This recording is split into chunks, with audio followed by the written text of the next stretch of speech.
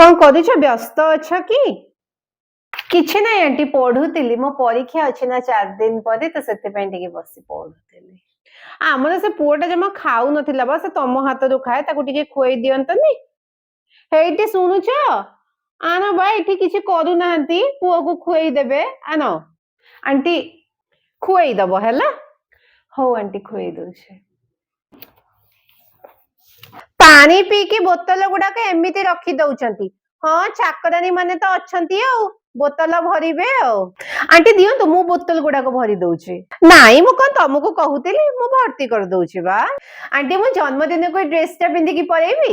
ନାଇଁ, ଜନ୍ମଦିନ ଭୋଜିଟା ତ, ସେମାନେ ଖାଲି ଘର ଲୋକଙ୍କୁ ଡାକିଛନ୍ତି।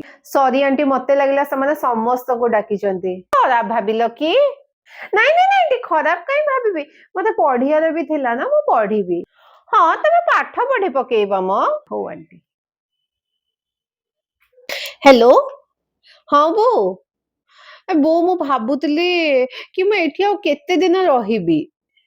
ନାଇଁ, କେହି କିଛି କହିନାହାନ୍ତି ଯେ, କିନ୍ତୁ ମୁଁ ଏଠି କଣ ସବୁଦିନ ଥିବି କି କଣ? ହଁ, ଦିନେ ରହିବି, 2 ଦିନ ରହିବି।